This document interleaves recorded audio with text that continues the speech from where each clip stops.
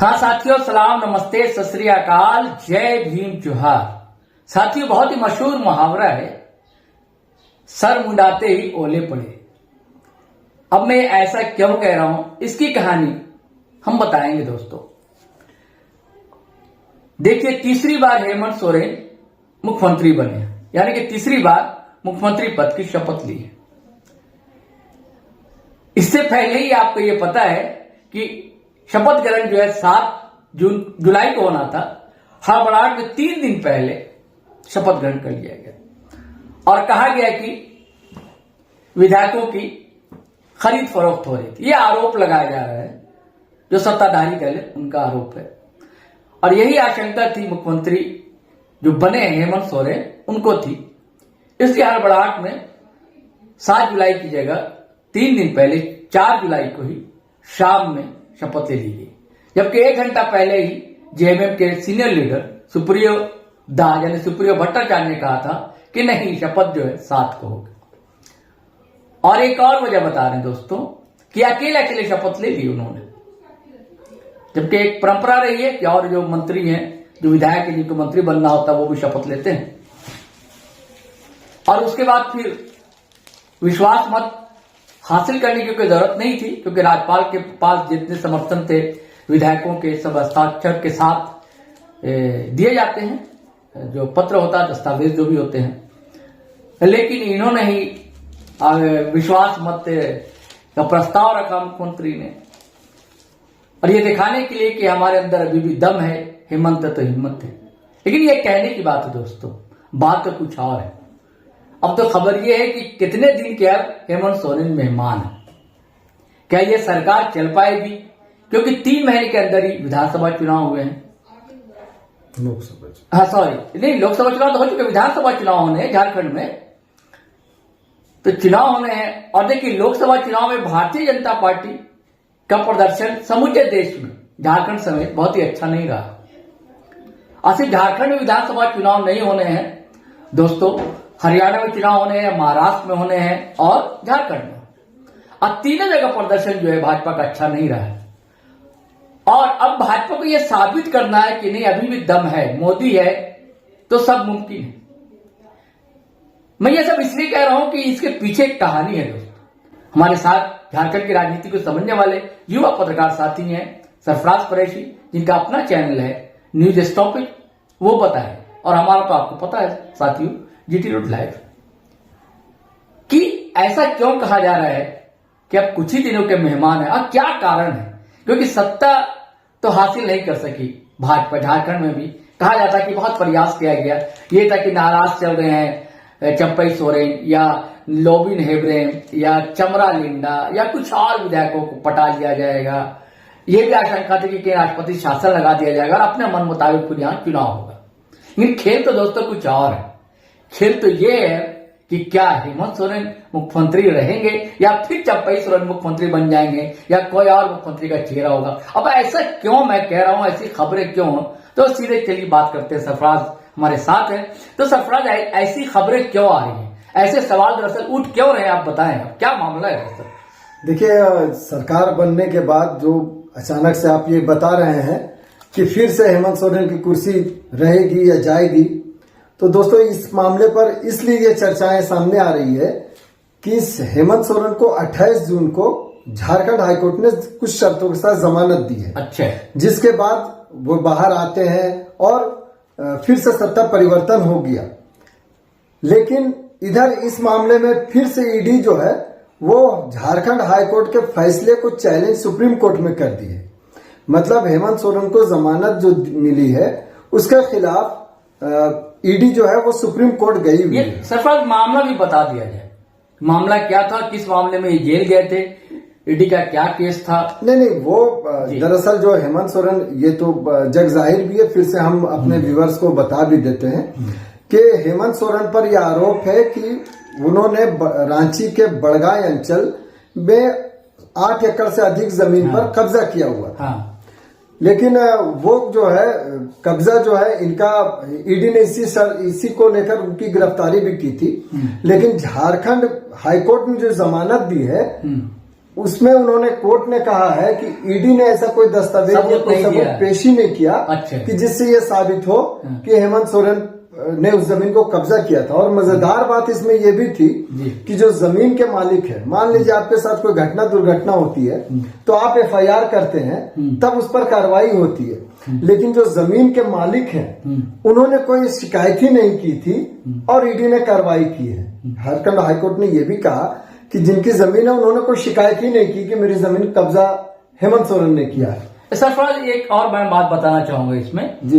देखिए क्या है कि कृष्ण बिहारी मिश्रा सीनियर जर्नलिस्ट हैं जी रांची में, उन्होंने जो जमीन के मालिक के राजकुमार पाहन उनसे बातचीत की थी और उसका वीडियो हमने अपने जीटीओ लाइव पर भी चलाया था, जिसमें जमीन मालिक ने कहा था कि ईडी बल्कि दबाव डाल रही है कि वो कह दे कि ये जमीन जो है हेमंत सोरेन ने हमसे ले ली है। हाँ। उनका बलात्कार बयान है और उनका बलात्कार वीडियो, और यही बात आप कह रहे हैं। नहीं, वो बयान तो जी अलग अपनी जगह पर है ही। नहीं, यही बात तो आप कह रहे हैं। हाई कोर्ट की बात कर रहा हूँ मैं, सीधे कोर्ट की बात कह रहा हूँ। कोर्ट ने जिन शर्तों पर जमानत दी है, मैं उनकी बात कह रहा हूँ कि ईडी ने जब उनको गिरफ्तार किया हेमंत सोरेन को, तो कोई ऐसा दस्तावेज पेश नहीं कर सके, प्रस्तुत नहीं कर सके। ये कहा ना कि मैं बता रहा हूँ, आगे बता रहा हूँ। जमीन मालिक कोर्ट ने कहा है कि उन्होंने कोई शिकायत नहीं की है, चूंकि ईडी ने ऐसा कोई दस्तावेज नहीं दिखाया कोर्ट को कि जमीन मालिक ने ये देखिए ये शिकायत किया था, जिस शिकायत के आधार पर इन पर एफआईआर हुई और हमने कार्रवाई की। ऐसा कोई दस्तावेज नहीं पेश किया, क्योंकि कोर्ट मालिक के हवाले से नहीं कह रहा, मालिक की शिकायत नहीं की है कहीं पर, कहीं प्रूफ नहीं होता। तो कोर्ट ने ये बात कही थी अपने जमानत देने के दौरान। और एक बात और सरफराज, इसमें एक और बात थी कि एक और आरोप लगाया था ईडी ने, उसमें मनी ट्रांसफर कहीं साबित ही नहीं हुआ कि किससे पैसा लिया, किसको दिया गया, ये भी साबित नहीं। इसमें तो जमीन के मामले में कहीं से पैसा ट्रांसफर का मामला दिखा भी नहीं है जी, चूंकि ईडी जो कार्रवाई करती है वो पैसों के लेन देन पर ही होती, मनी लॉन्ड्रिंग के मामले में, मनी लॉन्ड्रिंग के मामले में होती है।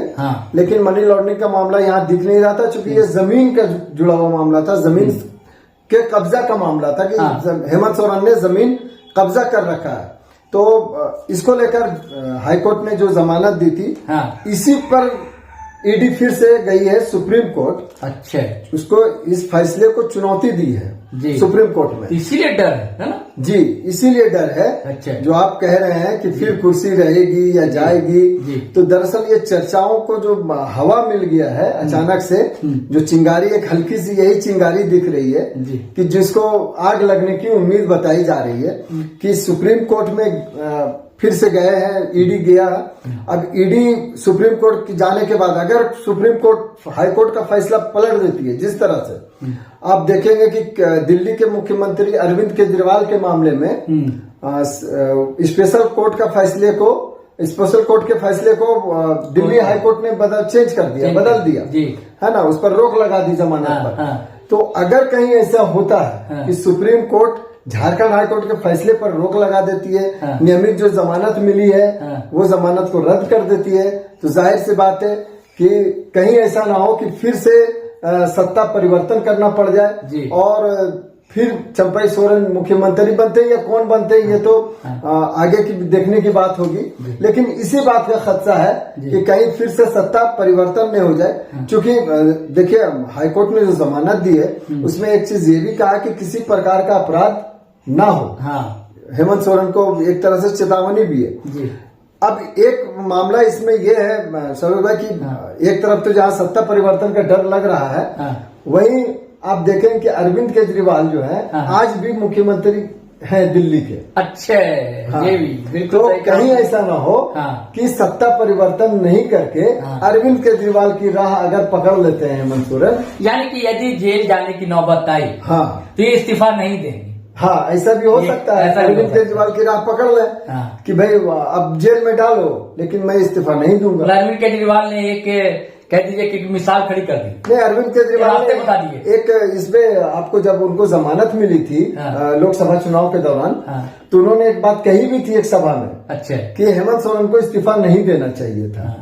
तो हो सकता है कि उनकी बातों पर अब हेमंत सोरेन अमल कर जाए, तो लेकिन अभी आप जो कह रहे हैं कि सुप्रीम कोर्ट का जो मामला आ गया है, अचानक से ईडी पहुंच गई है, और अगर सुप्रीम कोर्ट इस मामले पर कहीं हेमंत सोरेन के खिलाफ कोई फैसला सुनाती है या इस मामले पर, चूंकि अब 5 महीने भी बचे हुए, ज्यादा समय भी नहीं है चुनाव को, 3 महीने के बाद हो सकता है सितंबर से अक्टूबर के बीच में चुनाव की घोषणा भी हो जाए, नोटिफिकेशन जारी हो जाए। सवाल देखिए उठता है सरफराज जी, देखिए वो ये जो मैंने पहले शुरुआती बातचीत में मैंने कही कि भाजपा किसी भी तरह झारखंड को लूज करना नहीं चाहती, इस पर सत्ता हासिल करना चाहती है। समूचे देश में जहां जहां भी विधानसभा चुनाव है, भाजपा चाहती है कि वहां उसका अच्छा प्रदर्शन हो। और ये अब ढकी छुपी बात नहीं है, सभी लोग अब कहते हैं खुलेआम कि ईडी सीडी का दुरुपयोग किया जा रहा है, केंद्र सरकार के द्वारा सीबीआई का दुरुपयोग किया जा रहा है, ये कहा जा रहा है, ये कोई ये बात नहीं है। और यहां भी जो है सत्ता पक्ष जो अभी है इंडिया अलायंस, जिसकी अगुवाई अभी कर रहे हैं हेमंत सोरेन, इनके पक्षी लोग ये कहते हैं कि देखिए भाई, हाई कोर्ट ने तो कह दिया कि हम बिल्कुल एकता से निर्दोष है, कोई सबूत ये ईडी पेश नहीं कर सका। जी बिल्कुल। तो अब अगर सुप्रीम कोर्ट मान लीजिए इनको राहत नहीं देता है ना, और इनकी फिर गिरफ्तारी हो जाती है, तो ये मुद्दा फिर भाजपा हासिल करने में कामयाब हो जाएगी और चुनाव में उसको जो है भाजपा को मुद्दा मिल जाएगा। तो ऐसा क्या आपको लग रहा है क्या कि भाजपा इस फिराक में है? नहीं, ऐसा आप देखेंगे कि हेमंत सोरेन को जो विधानसभा चुनाव के दौरान, उससे पहले जो जेल गए हेमंत सोरेन, तो सहानुभूति के कारण भाजपा सभी एसटी सीटें हार गई थी। बिल्कुल सही। हेमंत सोरेन को सहानुभूति मिली हुई है। तो ऐसी जोखिम तो भाजपा अपने स्तर से मुझे नहीं लगता कि लेनी चाहिए, क्योंकि सहानुभूति फिर से हेमंत सोरेन के पक्ष में चली जाएगी। अब रही बात की एक तरफ से हेमंत सोरेन के जो सहानुभूति की लहर थी वो धीरे धीरे कम होकर जेल से बाहर आने के बाद अचानक से सत्ता परिवर्तन के कारण चंपई सोरेन की ओर शिफ्ट कर रही थी। लेकिन जैसे ही चंपई सोरेन को अपने मंत्रिमंडल में शामिल करके इस लहर को भी उन्होंने समाप्त कर दिया हेमंत सोरेन ने। तो अब अगर ऐसी सूरत में फिर से जेल जाने की नौबत आती है तो आम लोगों को या जनता को मुझे लगता है ये बताने में कामयाब रहेंगे कि देखिए इन पर बार बार अत्याचार किया जा रहा है, बिना कसूर के एक तो जेल में डाल दिया जाता है, और जब जमानत देती है कोर्ट तो हायर कोर्ट से जाकर फिर से इन्हें जेल में डलवाने की साजिश। लेकिन ये सब प्रक्रिया है, हाई कोर्ट है तो सुप्रीम कोर्ट लोग जाते हैं। नहीं जाते तो हैं, लेकिन ये चूंकि राजनीतिक मामला है पूरी तरह से, अब इसको तो राजनीतिक फायदा लेने की कोशिश तो करेंगे ही। भाजपा बताए कि भाई आपने गलती की है इसीलिए आप जेल जा रहे हैं। वो भाजपा तो सीधे से है नहीं, वो तो केंद्रीय एजेंसी काम कर रही है, कार्रवाई कर रही है। मुद्दा मिलेगा जो भाजपा कहती है कि भाई नो टॉलरेंस है भाजपा भ्रष्टाचार के मामले में, है ना। और ये जो ये लोग कह रहे हैं इंडिया अलायंस वाले, देखिए भाई निर्दोष तो कोई मामला नहीं था, लेकिन सुप्रीम कोर्ट ने तो फिर भाजपा तो यही कहती रही, पहले भी कहती रही विधानसभा चुनाव के दौरान कि जो लोग प्रधानमंत्री जी हमारे आए थे जब झारखंड में, तो उन्होंने भी कहा था कि जिसने जितना लूटा है सब वापस करना होगा जनता को। सही कहा आपने। तो आपको याद होगा, तो भाजपा हमेशा से ये कहती रही कि जो भ्रष्टाचारी लोग हैं वे जेल जा रहे हैं, उनको जेल भेजा जा रहा है, इसमें भाजपा का कहीं हाथ नहीं है ना। लेकिन जैसे ही आप देखिए भाजपा का हाथ नहीं है, शुरू से बताते रहे, लेकिन जो इंडिया अलायंस है वो ये बताने में कामयाब रही वोटरों को कि उन्हें जेल भेजा जा रहा है, चुने हुए सरकारों को गिरा रही है भाजपा, और जो एक बेकसूर लोग हैं, जो बेकसूर मंत्री हैं, मुख्यमंत्री थे, उनको जेल में डाल दिया गया। तो मुझे नहीं लगता कि इसका लाभ भाजपा को आगामी विधानसभा में मिलेगा। अगर हेमंत सोरेन को फिर से जेल होती है तो कहीं फिर पासा उल्टा ना पड़ जाए। क्योंकि आप देखें कि पिछले विधानसभा जो चुनाव हुए थे 2019 में भी, तो जो 28 सीटें हैं यहाँ झारखंड में रिजर्व एसटी की, उसमें से सिर्फ 2 ही भाजपा जीत पाई। सही कहा। जबकि यहाँ झारखंड में भाजपा के जो आदिवासी नेता, बड़े बड़े नेता झारखंड में हैं, हेमंत आप देख लीजिएगा, बाबूलाल मरांडी है, अर्जुन मुंडा है, तो ऐसे कई नाम है, समीर उरांव है, जो बड़े लीडर है, कड़िया मुंडा है, सीता सोरेन आ गई, गीता कोड़ा है, मधु कोड़ा आ गए। तो ऐसे बड़े नाम है यहाँ पे, लेकिन इसके बावजूद आप देखेंगे कि पिछले लोग विधानसभा का प्रदर्शन अच्छा नहीं था, और इस बार के लोकसभा का प्रदर्शन खास करके एसटी सीटों में बहुत ही खराब रहा है। ऐसे में मुझे नहीं लगता कि हेमंत सोरेन को जेल जाने से भाजपा को बहुत लाभ मिलने की उम्मीद है। अच्छा, एक चीज और आपने कहा, अभी जो नया मंत्रिमंडल हुआ है तो उन्होंने जो परिवारवाद का आरोप लगता था जी, है ना, उसे भी खारिज कर दिया है बसंत सोरेन को। बिल्कुल बिल्कुल, हम लोगों ने कल भी इस बात को लेकर चर्चा की थी जी। अपने व्यूअर्स को बता दें कि चूंकि जैसे ही हेमंत सोरेन जेल गए थे और चंपई सोरेन सरकार में आए, मुख्यमंत्री बने, तो उनके कैबिनेट में बसंत सोरेन को शामिल किया गया जी। तो बसंत सोरेन मंत्री रहे और उनको लगभग वही विभाग मिले थे जो अभी हेमंत सोरेन, सीएम हेमंत सोरेन के पास है जी। लेकिन जैसे ही हेमंत सोरेन बाहर आए तो अब यहाँ खदशा होने लगा कि कहीं भाजपा तुरंत हमला करने लगी कि शिबू सोरेन का परिवार बिना कुर्सी के नहीं रह सकता है, और चंपई सोरेन को हटाने पर सहानुभूति की लहर जो उन लोगों ने दिखानी शुरू कर दी थी, भाजपा वालों ने, विपक्ष ने। तो ऐसे में हेमंत सोरेन के पास भी चैलेंज था कि परिवार को भी साधना है और पार्टी को भी बचाना है, दोनों काम करने थे। तो ऐसे में बड़ा स्टेप दिखाते हुए बसंत सोरेन को, हालांकि उम्मीद नहीं की जा रही थी कि बसंत सोरेन को हटाने का रिस्क लेंगे हेमंत सोरेन, लेकिन कहीं ना कहीं परिवार को, अगर उनको मंत्री बनाया जाता तो फिर परिवारवाद का ठप्पा लगता, उनको दूर करके, उनको आपका मंत्रिमंडल से हटा करके हेमंत सोरेन ने एक बड़ा खेल खेला है, एक तरह से कहें तो, जो अपने ऊपर परिवारवाद का ठप्पा लगने वाला था उसे पूरी तरह से धो दिया, हटा दिया, और चंपई सोरेन को भी अपने मंत्रिमंडल में लेकर सहानुभूति की जो लहर पैदा करने की कोशिश हो रही थी, जो एक खदशा हो रहा था कि कहीं ऐसा ना हो कि चंपई सोरेन को ये तोड़ने में कामयाब हो जाए, क्योंकि चंपई सोरेन थोड़े मायूस तो दिख ही रहे थे, नाराज भले ही नहीं थे लेकिन मायूसी उनके चेहरे से भी जाहिर सी बात है, पद चला गया है, और एक मुख्यमंत्री थे, अब वो कैबिनेट मंत्री है। तो ऐसे में मुझे लगता है कि हेमंत सोरेन ने एक बड़ा कदम उठाया और परिवारवाद के आरोप से भी बचे, और एक आदिवासी समाज के बड़े नेता को इस तरह से सत्ता परिवर्तन करने को लेकर जो नाराजगी लोगों में उभर रही थी, उस नाराजगी को भी उन्होंने दूर कर दिया। मतलब आपका कहने का लबलबाब यही है सरफराज, व्यूअर्स बता दें आपको कि अगर जेल जाने की नौबत आई तब भी हो सकता है कि अरविंद केजरीवाल की राह पकड़ लें हेमंत सोरेन और इस्तीफा ना दें, जेल से ही सरकार के लिए। क्यों सरफराज जी, ऐसा होता है और ऐसा दिख भी रहा है कि अगर ऐसी होती है स्थिति परिस्थिति, तो इस बार सत्ता परिवर्तन की गुंजाइश कम है, क्योंकि अब चुनाव में समय भी ज्यादा नहीं है। आप देखेंगे लगातार भाजपा कह रही क्यों आप सत्ता परिवर्तन कर रहे हैं, 2 महीने का समय भी बचा हुआ है। और दर्शकों को एक, जो हम लोगों के दर्शक है, व्यूअर्स है, उनको भी एक चीज और बतानी चाहिए कि चंपई सोरेन मुख्यमंत्री थे और अब कैबिनेट मंत्री हो गए, तो ये पहला मौका नहीं है जी, है ना। अभी हम हमारी डिस्कस भी आपसे पहले हो रही थी कि अब महाराष्ट्र के जो अभी उप मुख्यमंत्री हैं देवेंद्र फडणवीस जो है, वो मुख्यमंत्री थे, अभी वो एक मुख्यमंत्री के कैबिनेट में है, अधीन में आ गए हैं। बिहार में भी ऐसे मांझी साहब थे, बिहार में इससे पहले भी मामला आ चुका, और शिवराज सिंह चौहान के सरकार में भी एक मुख्यमंत्री उनके कैबिनेट बाबूलाल गौर रहे हैं, जो शिवराज सिंह पहले मुख्यमंत्री थे मध्य प्रदेश के, बाद में शिवराज सिंह चौहान के कैबिनेट मंत्रिमंडल में शामिल हुए। तो ऐसा ये पहला कोई उदाहरण नहीं है कि चंपई सोरेन जो है मुख्यमंत्री थे और अब जो है कैबिनेट मंत्री हो गए।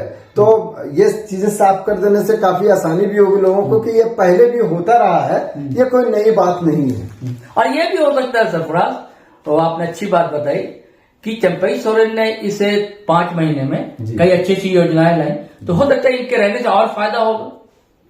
जी नहीं, एक तो जो चूंकि ये सीनियर लीडर है, इनको पार्टी से, सत्ता से जैसे ही हटाने पर आप देखेंगे कि जहां भाजपा पूरी तरह से आक्रामक हो गई थी जेएमएम पर और हेमंत सोरेन पर, दूसरी ओर आप देखें कि आम लोगों में भी, आम जो लोग थे, वोटर्स थे, उनमें भी लग रहा था कि भाई 2 महीने 5 महीने के लिए आखिर सत्ता परिवर्तन क्यों हो रहे हैं, और ये अच्छी तरह सरकार चला रहे थे। चंपई सोरेन ने कहा भी था कि उन्हें तो 3 महीना तो लोकसभा चुनाव में ही उनको गुजर गए, 2 ही महीना काम करने को मिला, कम वक्त मिला है। और चूंकि ये इन्होंने सरकार में अपने शासन में बेहतर तरीके से काम किया, कई योजनाएं लाए हैं सरकार की, अपने कार्यकाल में उन्होंने कई योजनाएं भी लाई है। और अब जो है ये भी है कि ये इन योजनाओं को धरातल पर हेमंत सरकार कैसे उतारती है, क्योंकि देखिए कहने को तो भले ही चंपई सोरेन सरकार चला रहे थे, लेकिन आप भी जानते हैं कि अब बाकी जो भाजपा भी लगातार हमलावर थी इसी बात को कि रिमोट कंट्रोल हेमंत सोरेन के पास था और वो जेल से सरकार चला रहे हैं। जैसे कि राबड़ी देवी सरकार चला रही थी, लेकिन कहा जाता था कि लालू प्रसाद जेल में रहकर भी रिमोट कंट्रोल से सरकार चला रही है। एक और सवाल उभरता है सरफराज जी कि जैसी आशंका है ना भाई, कोई भी जेल ना जाए, राजनेता हो या कोई भी हो, तो लेकिन अब जब मान लीजिए नौबत आ जाए भाई, अगर वो सुप्रीम कोर्ट अदालत जो फैसला देगा, हम लोग कौन होते हैं कोई, तो सबूत के आधार पर सारी बातें होती हैं कि यदि हेमंत सोरेन चले जाएंगे, सपोज आपने कहा कि ठीक है इस्तीफा नहीं देंगे, होगी बात, ऐसी भी हो सकती है। हाँ ठीक है ना, कि वही एक रास्ता दे दिया अरविंद केजरीवाल ने, लेकिन सरकार तो चलाना होगा, तो फिर जो सेकंड जो है उसके बाद 2 नंबर के लीडर कौन होगा, दूसरे नंबर का जो सरकार चलाया गया, या फिर चंपई सोरेन ही चलाएंगे? देखिए आप अभी दिल्ली की सरकार को आप देख लीजिए। हाँ, दिल्ली की सरकार में आप 2 नंबर किसे मानिएगा? आतिशी को माना जाता है, संजय सिंह को माना, कई नेता हो जाते हैं, एक नहीं आप नाम ले सकते।